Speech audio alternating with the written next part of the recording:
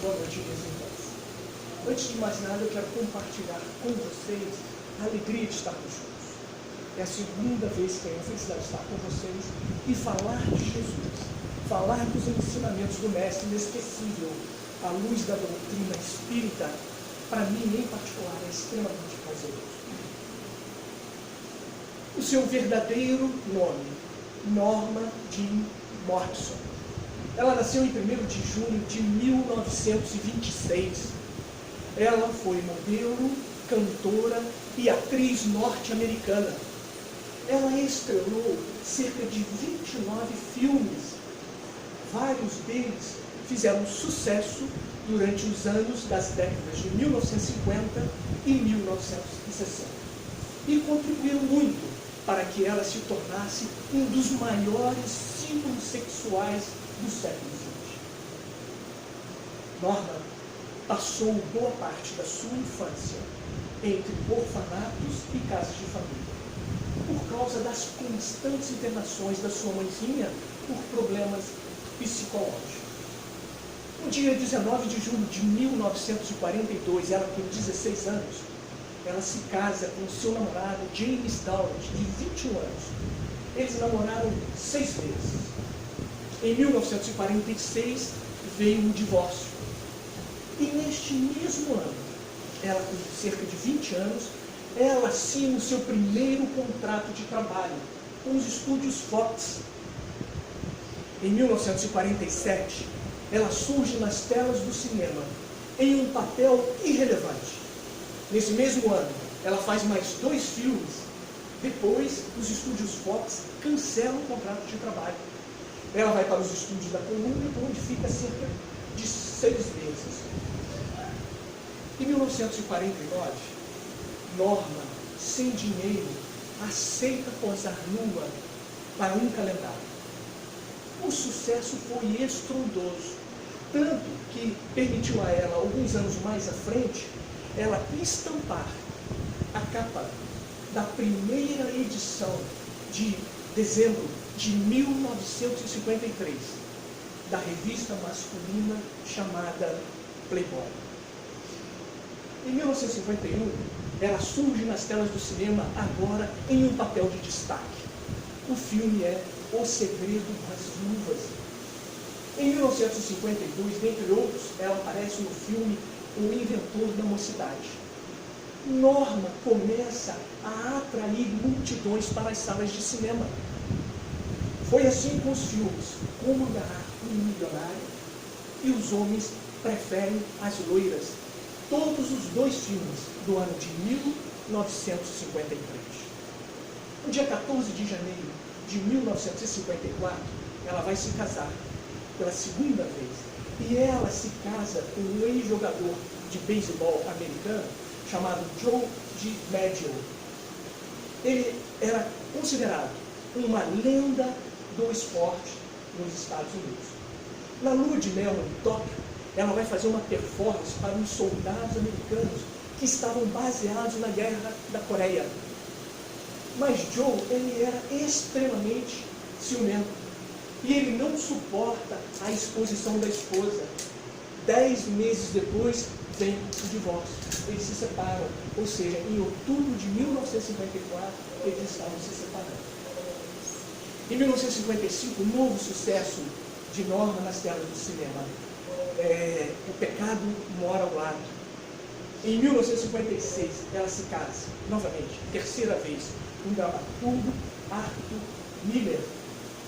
Em 1959, ela surge novamente, com um sucesso estrondoso nas telas do cinema, com uma comédia que, na época, em 1959, foi considerada a melhor comédia de todos os tempos. E ela atuou nessa comédia juntamente com outros 2 atores muito conhecidos, Jack Lemmon e Tony Curtis. Esse filme ganhou um Oscar e vários Globos de Ouro. Inclusive o de melhor atriz para ela, Norma, e de melhor ator, Jack Lemmon. Isso em 1959. Em 1961, Norma, após perder um bebê, ela se separa do seu terceiro marido, com o qual havia convivido cerca de 5 anos, Arthur Miller. Neste mesmo ano, ela vai fazer o seu último filme, Os Desajustados. Em 1962, durante aquele que poderia vir a ser o seu último filme, ela é demitida por causa dos seus constantes atrasos. Neste mesmo ano, 1962, ela vai fazer uma performance que talvez seja a sua performance mais famosa. Ela vai fazer essa performance no dia 19 de maio de 1962, em um evento nos Estados Unidos que comemorava os 45 anos do então presidente americano, John Kennedy. E ela vai cantar o parabéns para você de uma maneira sensualíssima, o que vai intensificar os rumores de que os dois ou tinham sido ou ainda eram amantes. Para vocês terem uma ideia, inclusive vocês entrarem na internet, vocês veem essa apresentação dela. O vestido que ela usou nessa apresentação, ele foi costurado, terminado no corpo dela, para que ele se encaixasse perfeitamente e mostrasse toda a beleza e toda a sensualidade de Norma. Está dando para ouvir o pessoal de trás? Tranquilo? E eu sempre combino com vocês, qualquer dúvida, não entendeu qualquer coisa, perguntem. Essa semana eu estava com exatamente hoje, eu estava com uma colega de trabalho e ela está se aproximando da doutrina espírita. E ela foi numa palestra lá em Volta Redonda. Ela falou assim: Marquinhos do céu, eu não entendi muita coisa. Eu falei assim: primeiro, não desanima.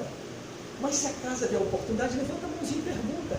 Eu vou me sentir extremamente feliz, porque nós podemos ir esclarecendo. Às vezes uma dúvida de alguém, você não vai voltar mais.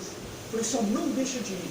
Às vezes aquele orador, talvez você não teve muita afinidade, apesar de, para o colega dela, o rapaz que foi com ela, saiu pisando nas nuvens. Nossa, que palestra maravilhosa. Olha como só a diferença, né? Eu falei, não desanima que uma hora você pega um orador que tem mais afinidade com você, com o seu assunto, com o que você precisa no momento. Portanto, podem perguntar, não tem problema.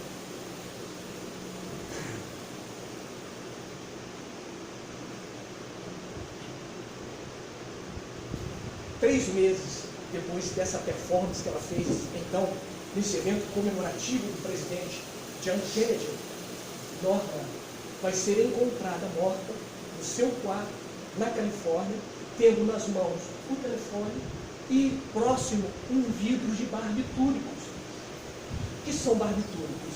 É uma substância química utilizada desde o início do século XX para o tratamento da ansiedade e das alterações de humor, principalmente das pessoas com problemas psiquiátricos.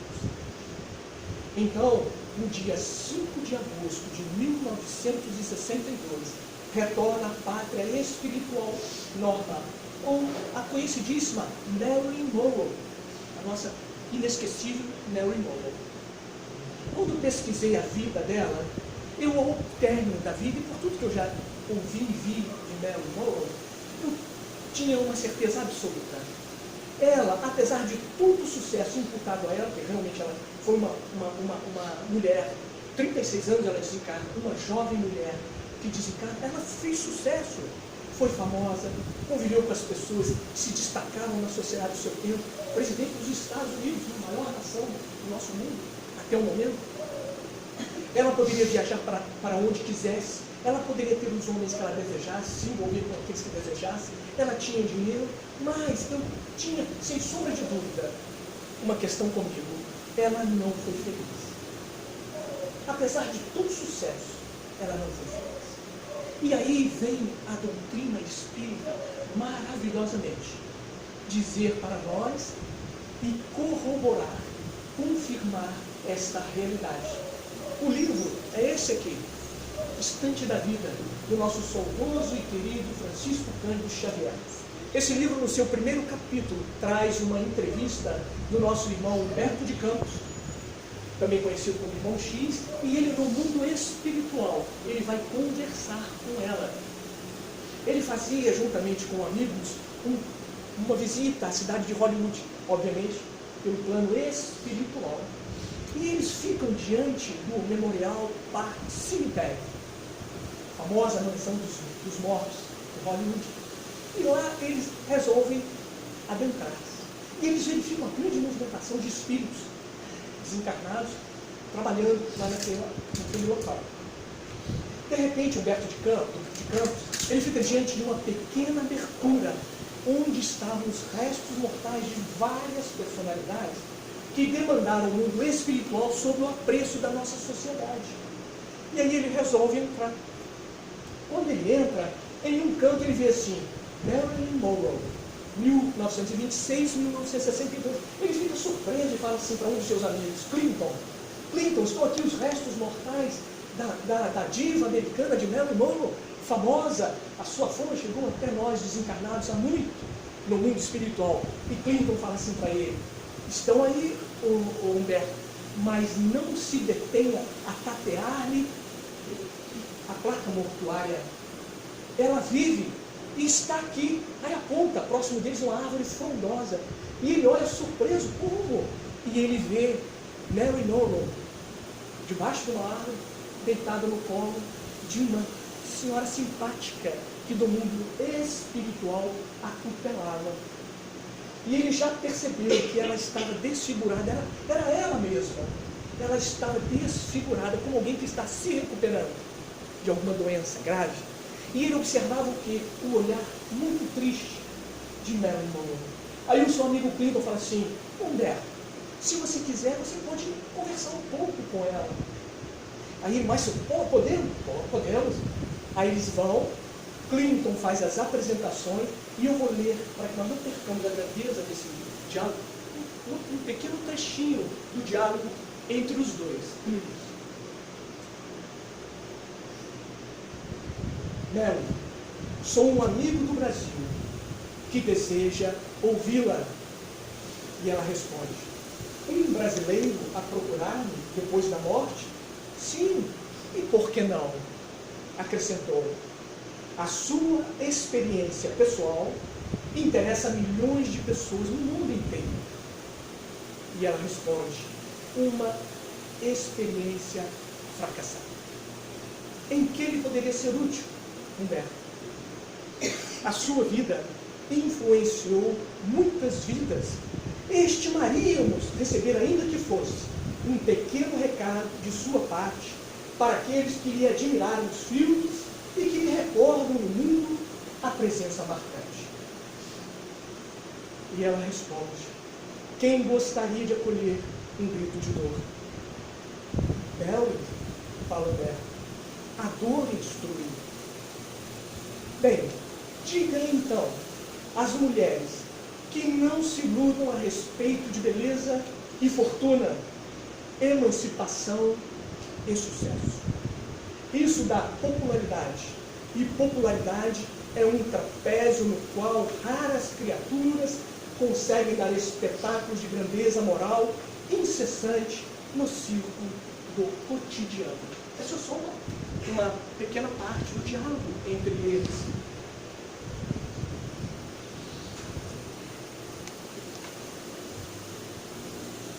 Segundo as autoridades americanas, a causa provável do desencarne de Marilyn foi um suicídio. Ela representou todo o glamour dos anos 50, da década de 50. E ela vem sendo lembrada nas décadas seguintes como um ícone pop, cultural e símbolo sexual.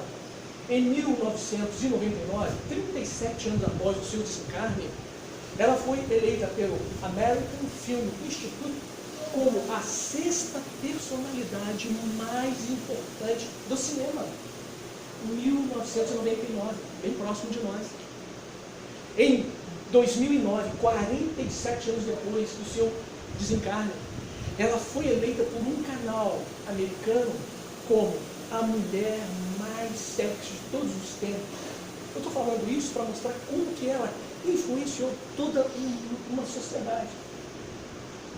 Em novembro de 2016, mais de 1000 lotes da diva americana foram a leilão. E destacamos uma peça que foi vendida por $4.800.000, convertendo hoje mais ou menos, conta de padeiro, seria em torno de 20 milhões de reais, mais ou menos. Um vestido que ela usou na apresentação para o presidente americano. Olha só como as coisas são valorizadas. E foi um recorde. É o recorde na época. E bateu o recorde de um outro vestido. De quem? Que foi comprado por 4.600.000 dólares. O dela, do filme O Pecado Mora ao Lado. Isso em 2016. Bem, nós não temos mais dúvida de que, apesar de todas as conquistas que a sociedade dizia que eram fundamentais, essenciais para que ela tivesse sucesso e fosse feliz, ela conseguiu sucesso, mas na verdade ela não foi feliz. Porque hoje não temos apenas a nossa percepção quando estudamos a vida dela, mas temos a informação da espiritualidade responsável, nobre e digna, nos ensinando, nos ajudando, para que nós possamos, se estivermos no caminho errado, corrigirmos os nossos passos. Nós vamos agora olhar no sentido completamente contrário de Marilyn Monroe. Nós vamos observar agora, antes de irmos para esse olhar diferente, em outra direção, Marilyn Monroe, ela se destacou na sociedade, vamos dizer, no topo, né? O mundo inteiro a conhecia. Mas quantas pessoas se destacam nos vários níveis sociais, em cidades médias, grandes ou pequenas, das suas atividades, e são consideradas pessoas de sucesso, mas são infelizes. Não são felizes. Quantas? Milhares de pessoas, talvez. E olhando então agora para o lado justamente oposto, daquelas criaturas que são consideradas pela sociedade criaturas desprezíveis, chegando ao ponto de elas serem maltratadas, de elas receberem um preconceito, de elas serem lançadas ao ostracismo, serem banidas, e nos casos mais graves são mortas, nós vamos buscar, nesse instante, a figura inesquecível de considerado um dos maiores discípulos de João, o apóstolo, Inácio de Antioquia. A história completa e muito mais vocês vão encontrar nesse belo livro. Inácio de Antioquia. É de onde eu estarei narrando a história dele.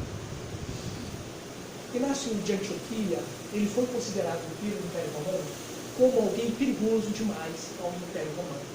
E ele é condenado à morte pelo imperador romano, Trajano. E ainda mais, quando ele fosse sacrificado no circo romano, ele deveria ter o coração arrancado do seu peito. Bem, era uma tarde de dezembro do ano 117. O palco dos horrores estava pronto. Naquela tarde, o ponto alto no circo romano seria o sacrifício de 300 condenados cristãos. E eles foram condenados simplesmente porque acalentavam em seus corações o desejo de vivenciar os ensinamentos do nosso Senhor Jesus Cristo com todas as suas forças, com toda a sua fé. Queriam aprender a amar. Queriam aprender a servir a esse mestre de todos nós. A plateia enlouquecida gritava: cristãos, as feras os cristãos. Entram arqueiros paramentados que preenchem toda a forma elíptica do Coliseu romano, com suas flechas envenenadas. Primeiramente são introduzidas na arena 180 mulheres, mais as criancinhas. Assim que eles acabam de entrar, entram perseguindo-os carros, aquelas vigas, começam a persegui-los, e eles começam a correr, fugindo do atropelamento. E aquelas criaturas infelizes na plateia gritavam, sorriam, não sabiam os comprometimentos que eles estavam tendo por fazerem o que faziam. Se eles tivessem uma ideia do que viria a ocorrer com eles, eles não teriam a coragem de tocar em nenhum fio de cabelo daquelas criaturas. Num ato de covardia, eles perseguiam incessantemente. E um ato totalmente insano, eles vibravam de alegria com aquelas cenas de verdadeiro horror, de cinema de terror, mas era a mais pura realidade. Chega o momento da perseguição que eles se juntam no centro da arena em prece, e é quando aqueles arqueiros miram suas flechas envenenadas, lançando-as, levando todas aquelas criaturas à morte, mulheres e crianças. Mas eles não estavam saciados, infelizes que eram, pelos valores que cultivavam. Rapidamente, os funcionários do Coliseu Romano retiram os corpos, entram e fixam postes e cruzes, onde seriam amarrados os 120 cristãos, missionários de Jesus. Sinfrônios claros. Ele introduz os 120 trabalhadores do Evangelho. A fila de trabalhadores é liderada por Inácio de Antioquia, com cerca de 86 anos. E ele não perde o valor. E aqueles que o seguiam também não perdem os coragens daquele exemplo extremamente digno de Inácio de Antioquia. Eram todos trabalhadores sinceros de Jesus. Um a um, eles são amarrados ou presos nas cruzes. E aquela plateia gritava: as feras, não se demora para se ouvir o rugido das feras. Eram touros, panteras, leões africanos, tigres asiáticos, todos que foram deixados vários dias sem alimentação. E quando entram na arena totalmente esfomeados, não demora muito. E ainda, tendo o cheiro de sangue daqueles que já haviam morrido anteriormente, aí que eles ficam mais ferozes ainda. Em questão de minutos, mais de 100 trabalhadores do Evangelho são destroçados pelas feras. E eles riam, gritavam de alegria, vibravam. Mas nenhum ainda ousou se aproximar do poste onde estava Inácio de Antioquia. E nós vamos encontrá-lo em profunda prece, na verdadeira êxtase espiritual, quando ele pedia ao Mestre Jesus que ele não queria ser poupado. Ele queria ir como os outros, sacrificado no meio físico, para se lançar às glórias da espiritualidade celeste. Nesse momento de êxtase, um raio, como se fosse um relâmpago, atinge o poste dele e dá um clarão imenso. Todo o Coliseu ficou em silêncio absoluto, espantado com aquele fenômeno. De repente, um tigre asiático, com suas patas gigantes, suas mandíbulas também gigantescas, destrói, esfacela o honrado e digno trabalhador do Evangelho. Não é preciso dizer a situação sombria do mundo espiritual naquela região, a nível terreno. Mas o mundo espiritual era totalmente diferente. Inácio de Antioquia nada sentiu do transe, nada, absolutamente nada. E ele começa, para que tenhamos uma ideia, é como um dia com nevoeiro, que nós não vemos muito bem as coisas, ele vai despertando no mundo espiritual assim, e ele vai vendo os seres angélicos que estão ali recolhendo aqueles trabalhadores do Evangelho, os novos redimidos, eram vários. E ele percebe que um se aproxima em especial, José Barnabé, trabalhador como ele do Evangelho, e o abraça amorosamente. Os dois começam a chorar emocionadamente. E o interessante é que os Espíritos nos falam que Inácio de Antioquia, com 86 anos, quando ele desencarna, no mundo espiritual, a sua mente poderosa, ele se sentiu até diferente com aquilo, plasma um corpo onde ele aparentava ter cerca de 20 anos. Então ele já aporta no mundo espiritual um jovem de 20 anos, com uma túnica alvinitante de uma brancura inexplicável. E daqueles trabalhadores vai se aproximar um outro, João Cleófas, outro trabalhador de Antioquia. E eles se abraçam e choram. E João Cleófas, mais próximo dele, fala assim: Inácio, é da vontade de Deus nosso Pai. Eu estou resumindo bastante, tá, pessoal? Vocês poderão ver as belezas de toda essa história no livro. É impossível dar mais detalhes. E aí, ele fala assim: João, é o João Cleófas falando para Inácio, é da vontade de Deus nosso Pai que o seu último desejo seja atendido antes de você ir para as esferas luminescentes, as esferas superiores. O que você deseja, Inácio? E ele fala: eu desejo peregrinar, visitar pela última vez os lugares por onde eu trabalhei pelo Mestre. E aí aquele cortejo de espíritos luminosos, assim se faz. E eles estavam em Roma, eles começam a percorrer. Obviamente eu vou falar só os principais, que eu achei os mais interessantes para falar, né? O primeiro encontro na espiritualidade, nesse caminho que eles vão fazendo, ele encontra sua mãe, Sara, e seu pai Isaac. Inácio de Antioquia, com 5 aninhos, fica órfão de mãe, que já era de pai. E ele é adotado por Ruth e por João o apóstolo. E foi essa designação dada por Jesus, quando a mãe dele vai ouvir o mestre Jesus, quando Jesus está passando por ela, chama a atenção dela e fala assim: mulher, você já semeou, mais ou menos assim. E ela fica assustada, porque ela fala assim: eu tenho um sonho que eu estou morrendo, eu estou deixando meu pequeno braço, que já não tem pai. Aí ele fala assim para ela: você já semeou, e eu tenho grandes esperanças no Inácio. Ele dizia o quê? O Inácio é um dos meus. Aí fala assim: Ruth, você na falta de Sara vai ser a mãe. João, o apóstolo João, na falta de Sara, você será o pai. Então João é o pai espiritual dele. Bem, e aí ele revê a mãe e o paizinho fica de joelhos, não se cabe de contentamento. Na sequência, quando eles vão fazer a viagem, eles veem 3 estrelas cortando o céu e de repente elas se aproximam. Quando os espíritos se materializam, um dos espíritos é Ruth, a sua mãe adotiva. E aí há um outro transbordar de emoções sublimes. E aí eles se encontram, se beijam e prosseguem. Aí a Ruth fala assim: vamos visitar a casa onde Maria, mãe de Jesus, viveu seus últimos dias.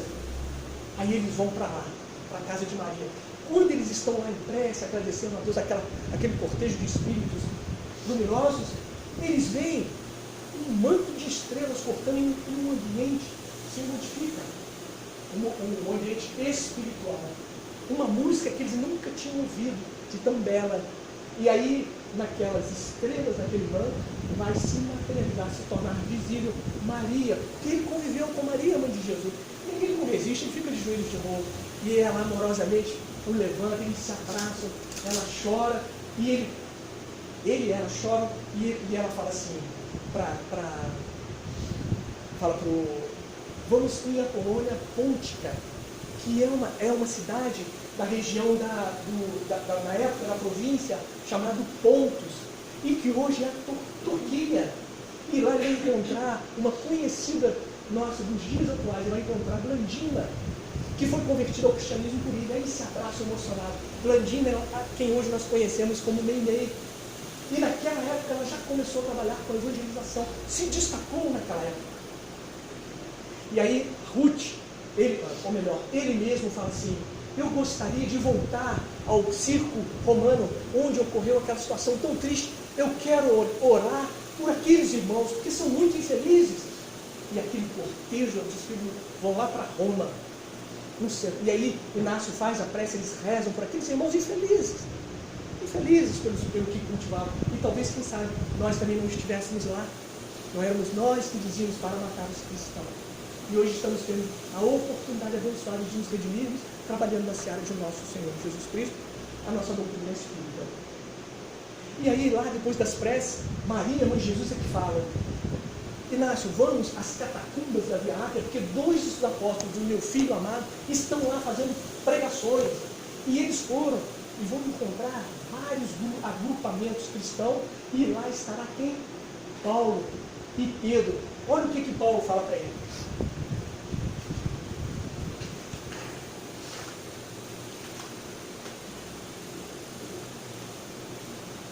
Está dando para ouvir, pessoal?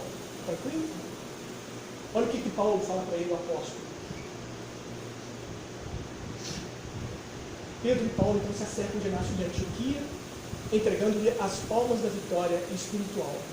Foi Paulo de Tarsus, o inesquecível apóstolo dos gentios, quem se dirigiu a ele exclamando: Inácio, irmão em Cristo, já não será chamado discípulo do inesquecível Rabi da Galileia. Toma-te a coroa da vida eterna que Jesus te legou, porque de hoje em diante serás lembrado como mais um apóstolo do Senhor. Inácio, com serena humildade, beijou as mãos de Paulo e de Pedro. Aí Pedro se acerca dele e fala assim: Inácio, foi determinação do mestre inesquecível, do nosso mestre inesquecível, que a árvore do Evangelho fosse transplantada de Jerusalém para a região das Gálias, onde no futuro irá surgir o Consolador prometido. É a doutrina espírita. E ele não cabia de vontade de querer ver o teu pai adotivo, aquele espírito que se amavam tanto pelos ideais que cultivavam e por terem trabalhado tanto junto pela divulgação do Evangelho de Jesus. E aí ele fala assim, vamos! Aí todo mundo concorda e eles vão lá para a região das Gálias e vão encontrar João no mundo espiritual, na região daquela que seria no futuro a Lyon. E aí o que acontece? Eles se encontram pela primeira vez, os dois desvestidos do instrumento material, o corpinho. É impossível palavras para descrever as emoções daquelas duas almas aqui, João e Inácio, e de todo aquele mundo. Eles choram, se abraçam, e é dado a João realizar a prece final. Ele faz uma prece com um tamanho fervor que todos se ajoelham. E aí estava amanhecendo. Eles percebem que algo está diferente naquele amanhecer. Parece que dois sóis estão surgindo. Só que era a figura inesquecível de Jesus. Ele mesmo veio acalentar, aconchegar aqueles redimidos daquela hora. E quando Inácio de Etiópia percebe que é o Mestre Jesus, ele desmaia de tanta alegria. Mas aí eu faço um pequeno parênteses, bem rapidamente. Quando ele tinha 5 anos, no ano 32 em Cafarnaum, ele pede para João trazer o Inácio. Ele tinha 5 aninhos. E aí ele é levado para uma reunião com os 12 apóstolos. Eles tinham vindo de que saída para Cafarnaum e tiveram um desentendimento assim. Quem era o maior do reino dos céus? Ficou uma cisma entre os apóstolos. E aí Jesus estava mostrando para eles, mais ou menos assim, olha, o maior no meu reino, no reino de Deus, é aquele que mais serve ao seu irmão. É o que se faz o último. E aí ele pega Inácio e começa a acalentar Inácio. Inácio dorme no colo dele. Nos 5 aninhos, no ano 32 da nossa era. E olha o que Jesus fala para ele. Aí ele desmaia. E aí Jesus vai e se acerca de João. E diz assim: ao reconhecer a presença de Jesus, Inácio desfaleceu de alegria. Jesus amorosamente acercou-se de João, tomando assim o valoroso combatente do Evangelho. E aconchegou Inácio da Antioquia ou Antioquia, eu não sei qual é o certo, com tamanha ternura ao colo acolhedor que ninguém ousou dizer qualquer coisa. Sua doce e agradável voz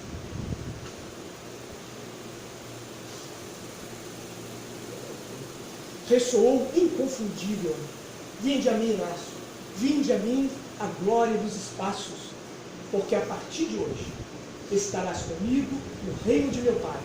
Uma estrada de luz desenhou-se no infinito. Sob a condução do Cristo, a caravana espiritual seguiu no rumo dos páramos da vida celeste. E, meus irmãos, fica claro para nós que, assim como Inácio, muitos são assim, são considerados criaturas perniciosas para a sociedade e são consideradas um fracasso. Mas era feliz. Inácio foi feliz.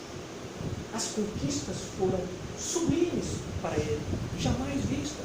Ele desprezou uma série de coisas para poder viver o Evangelho, para trabalhar com Jesus. Mesmo a sociedade dizendo que ele era uma pessoa que não tinha sucesso, que não servia para nada, era um perigo para o Império Romano, ele era uma criatura plena.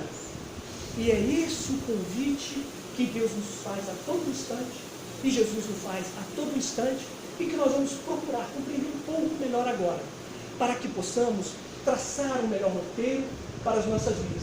Mesmo quando não fomos considerados o melhor profissional, o melhor marido, o melhor colega de trabalho, o melhor na faculdade, quando isso não ocorrer, o melhor no centro espírita, nós sabemos conviver com tudo isso. E não nos perdemos de vista aquilo que precisamos fazer para sermos verdadeiramente felizes. Porque Mel Monroe era uma criatura amargurada. Viveu um processo obsessivo intenso. E ela fala no livro que ela não se suicidou. Ela vinha de várias noites dormindo mal e a obsessão intensa. Ela se associou a espíritos que valorizavam coisas que não eram essenciais. E ela tomou aquelas pílulas para dormir, porque ela estava muito cansada. Mas ela não teve intenção, mas ela estava em cursa no suicídio inconsciente. Por quê? Ela malbaratou uma série de oportunidades de elevação. Meus irmãos, vamos entender um pouco melhor. Vejam bem, a nossa sociedade materialista, ela foca exageradamente nos valores do mundo físico e dá esse roteiro para nós como sendo o essencial. A nossa sociedade, de modo geral, e quando eu falo assim, eu falo inclusive daqueles de nós que somos também religiosos. Não importa a religião, porque muitos de nós vivemos de aparência nas religiões. E em situações ainda mais graves, nós aproveitamos as religiões para vivermos as nossas paixões desenfreadas, acobertados pela religião. Então muitos de nós não consideramos a realidade plena e total. Qual é a realidade plena e total? Nós somos espíritos imortais. Na essência, estamos aqui momentaneamente. Esse aqui é uma escola que vai passar. Todas as coisas nós vamos deixar aqui.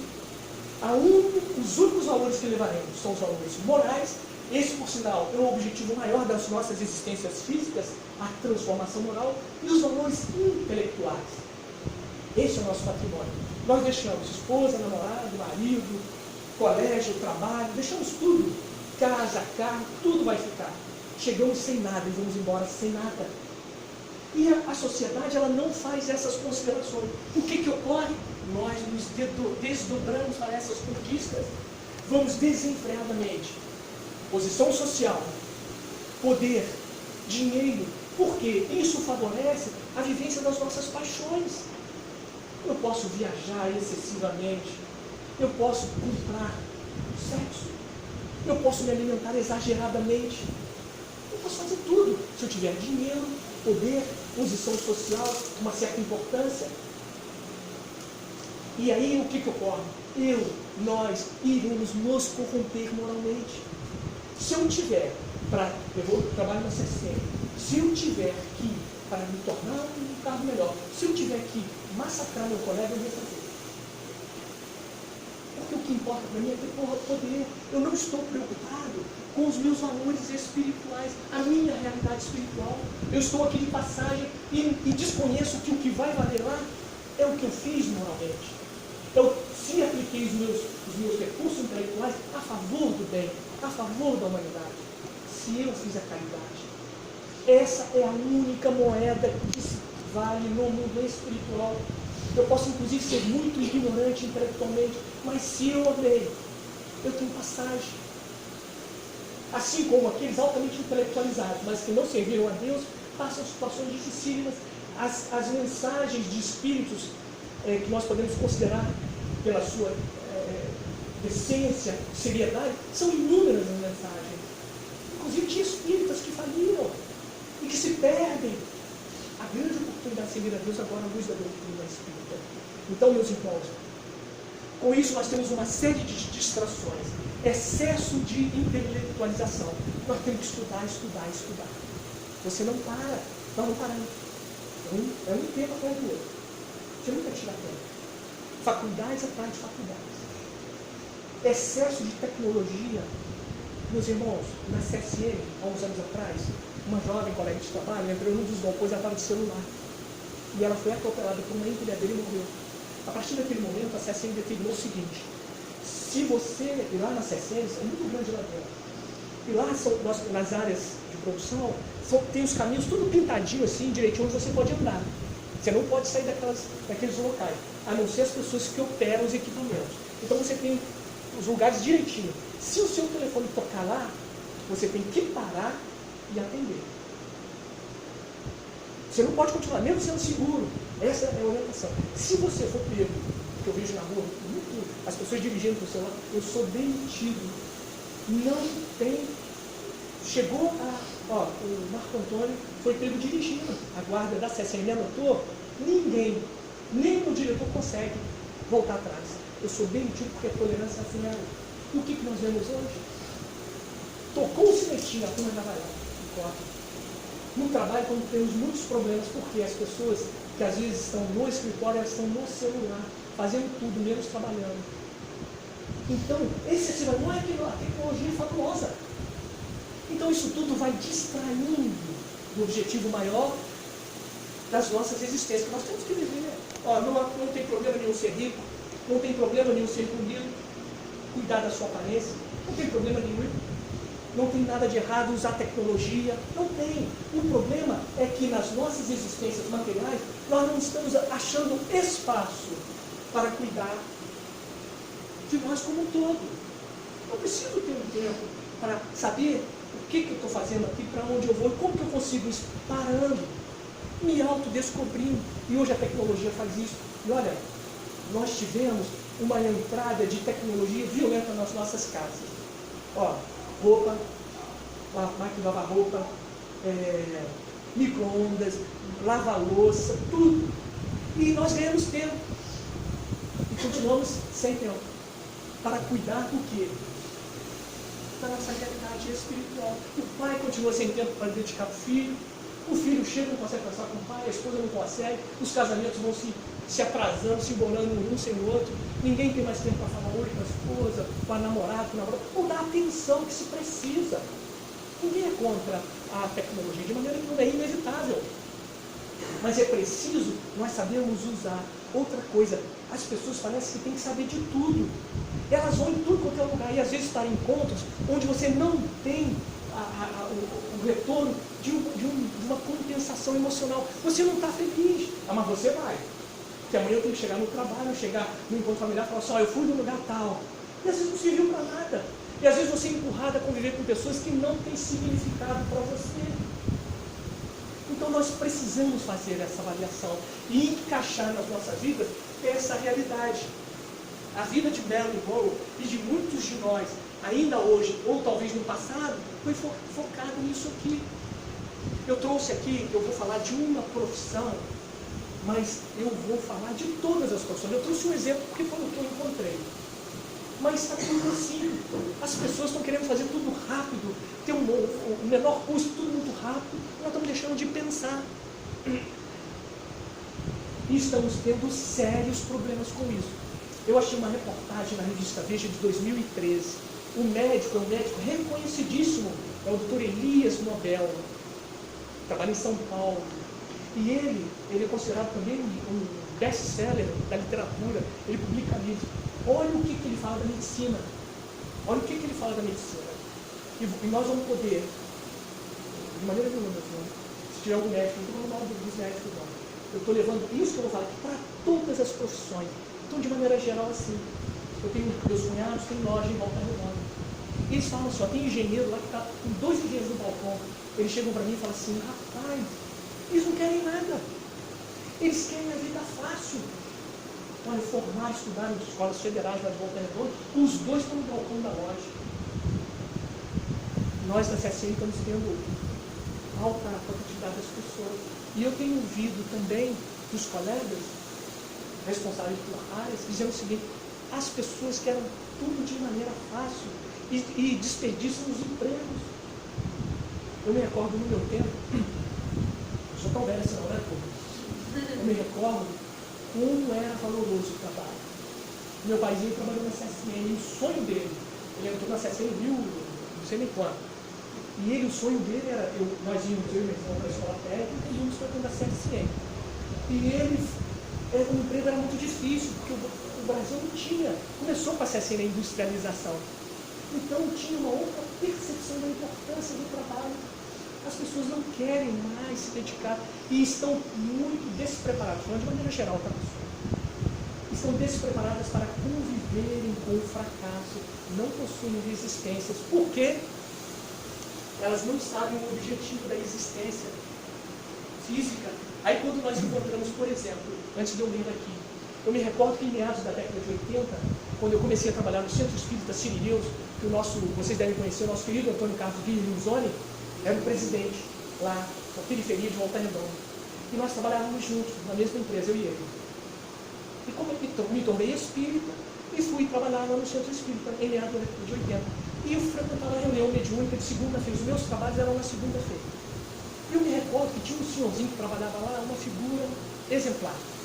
Ele era pedreiro, magrinho, bacaninha, E quando terminavam nossas reuniões, ele falava assim, vamos lá em casa dar um passe no Giovanni. Eu falei, claro, aí nós íamos, uns 3 ou 4. Aquelas senhoras, aquelas médicas maravilhosas, íamos lá, né?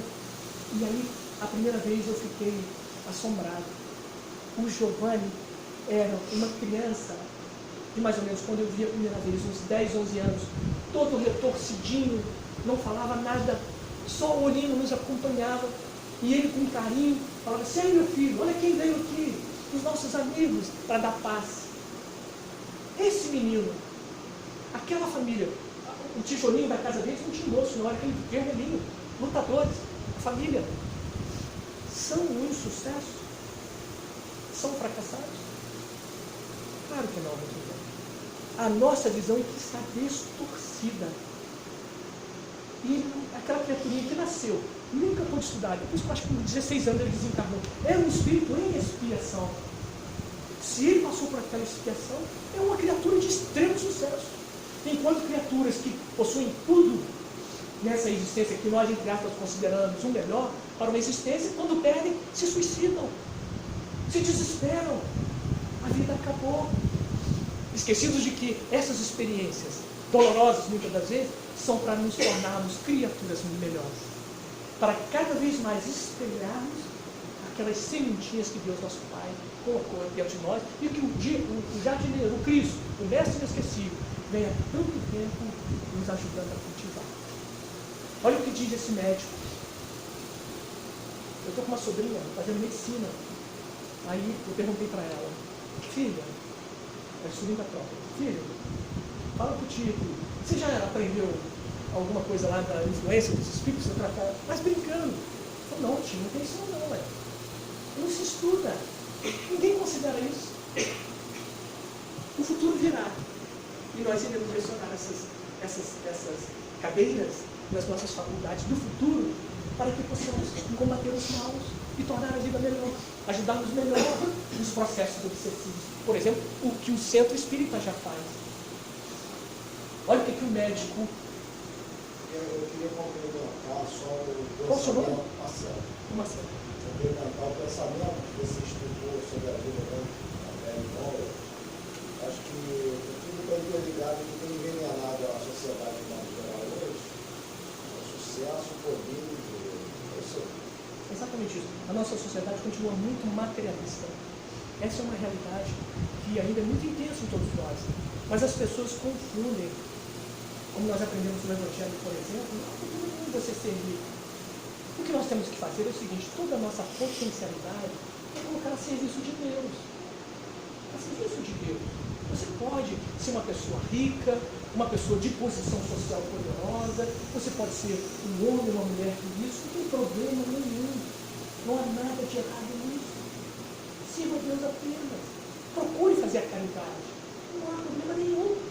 Na realidade, outra coisa que tira muita nossa atenção aqui é a ditadura da beleza. Eu falei para minha esposa, eu falei assim, nossa, eu estou achando mó barato, porque as pessoas de pele negra e com cabelo mais áspero, elas pararam de ficar alisando e fazem aqueles cabelões. Cada hora você acha o mais interessante, bacana na rua. Eu falei, olha que bacana a diferença, não é mesmo? Não tem problema nenhum. A ditadura da beleza está maltratando muitas criaturas que gastam dinheiro, desnecessariamente pessoas com corpos físicos maravilhosos, está indo para a mesa de cirurgia. Você vê pessoas que não precisam exageradamente de academia, é excelente. Você tem uma atividade física, é necessário, mas as pessoas passam horas intermináveis em academias, em centros de saúde, tudo exageradamente, não tem problema nenhum. Eu só não pinto meu cabelo, porque minha esposa falou que o dia que eu pintar, ela me larga. Ela falou que gosta de pintar, eu brinco com ela assim. Fala assim, deve ser o quê? Nós vimos aquele filme há muito tempo com uma linda mulher. Eu falei, deve ser também, você está me comparando com aquele Richard Gere lá, aquele cabelo grisalho, deve ser. Porque se eu botar pretinho vai ficar mais parecido, né? Ela falou assim, você não? Então eu não pinto porque eu não gosto. Não tem problema nenhum. Qual é o problema de você ficar bonitinho, de você botar uma roupinha bacaninha e namorar arrumadinho? Não é mesmo? As pessoas das idades mais experientes, não tem problema nenhum. Se não existe um compromisso, às vezes as pessoas se fecham, se apagam. Qual é o problema de você conhecer outra pessoa? Se você vai estabelecer esse relacionamento de maneira digna, qual o problema? Nenhum. Esse é um problema sério hoje da nossa atualidade, a ditadura da beleza que está impondo aos homens e às mulheres uma infinidade de situações muito tristes e delicadas, nos distraindo da realidade. Olha o que diz agora o médico Nobel. Ele diz o seguinte: meu maior patrimônio profissional é ter me formado no tempo em que o cuidado central da medicina era o paciente e não o retorno trazido por um procedimento. Olha, ele que está falando, não sou eu não. É um médico reconhecidamente do nosso Brasil, de São Paulo. Pra vocês terem uma ideia, ele trabalha no Albert Einstein. Salvo em algumas situações, vivemos em um momento que defino como medicina business, quer dizer, medicina de negócios. Os grandes centros médicos procuram, acima de tudo, bons resultados econômicos, com rapidez e eficiência. O que interessa é atender um número enorme de pessoas ao mesmo tempo. Os tratamentos têm de ser extremamente objetivos. Os hospitais estão escravos das planilhas. E os médicos cultuam exageradamente os protocolos. Costumo dizer que os problemas em minha profissão se explicam por meio de 4 palavras que começam com a letra V de dado. O paciente está despersonalizado, o médico está desprofissionalizado, a assistência médica está desumanizada e a medicina está descaracterizada. Muito sério o que está falando. E como eu falei, isso vale para todas as nossas, em todos os outros locais de ação humana, de trabalho, profissões. Não dá para ser poeta, afinal a medicina tem de ter um resultado financeiro para se sustentar e crescer. É possível ter lucro considerando o paciente não como um número, talvez um pouco menos de lucro, claro. É preciso encontrar um meio termo, caso contrário, a qualidade degringolará rapidamente. Em vez de salvar vidas, a medicina passará a pô-las em risco. Veja, de 2013, agosto de 2013, vocês vão ver essa entrevista desse médico. Meus irmãos, nos aproximamos dos minutinhos finais. Eu vou ler para nós algumas pequenas frases de Joana de Ângeles, que ela fala para nós com o significado do sucesso para nós.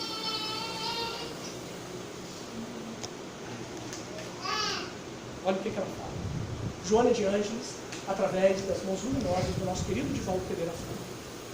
Sem que te alienes do mundo, ou abandones a luta do convívio social, busca o sucesso, a vida correta, os valores de manutenção do lar e da família, o brilho da inteligência, da arte e o amor, descobrindo que nesse afã, quer dizer, na busca pelo sucesso, terás tempo e motivo para outro sucesso, o de natureza e interior. Precisamos achar tempo para cuidarmos de nós, interior, para olharmos para dentro de nós. Aparentemente vencido foi o Mestre Jesus, o conquistador do real sucesso, permanecendo até hoje como símbolo e modelo de vitória sobre si mesmo, chamando-nos para imitá-lo. Esse é o convite que ele faz para todos nós. Referimos-nos a sucesso quando o indivíduo, em qualquer circunstância, mantém a administração dos seus problemas com serenidade, conserva-se em harmonia no êxito social ou na dificuldade, sem nenhuma perturbação ou desagregação da personalidade, através dos bens aceitos, recurso de evasão da responsabilidade.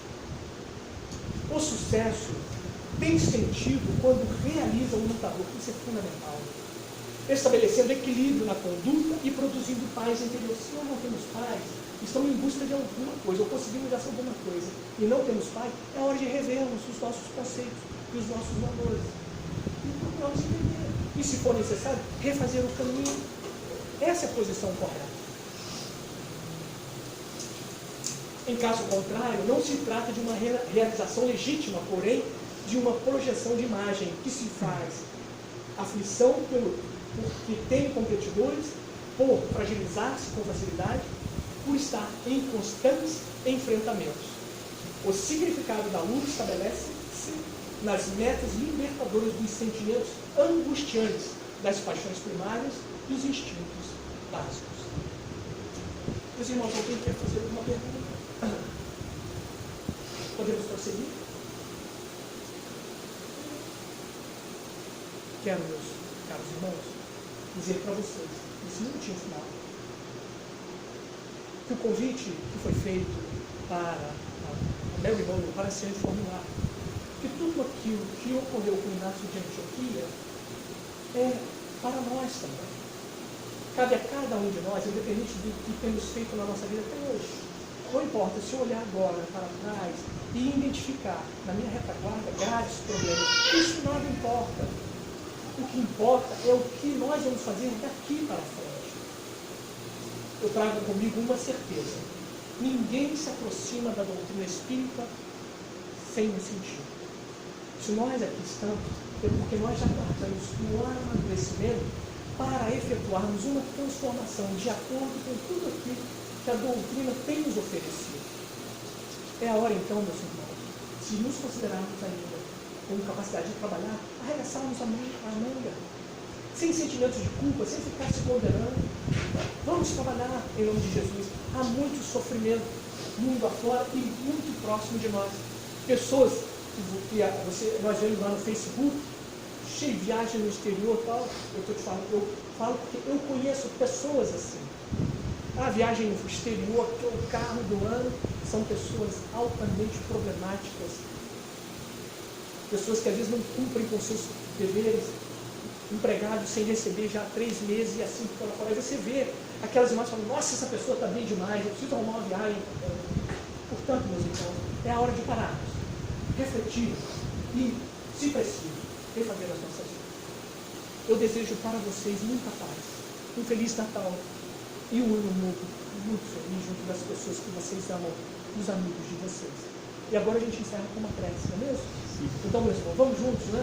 Fazer uma prece, agradecidos a Deus por esse momento luminoso, onde podemos buscar na doutrina espírita o alimento de que tanto precisamos.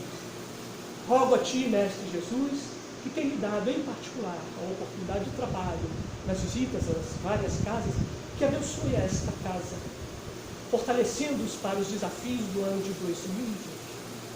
Que esses queridos irmãos do mundo material, do mundo espiritual, que aqui estamos, que todos eles possam de alguma forma serem amparados pelo seu amor infinito. E que todos, meu mestre querido, todos possam sair daqui e retornarem para as suas casas em paz, renovados pelo teu amor. Que Deus nos abençoe todos, meus irmãos. E até uma próxima vez. Eu devolvo então a palavra aos nossos irmãos que irão conduzir o trabalho.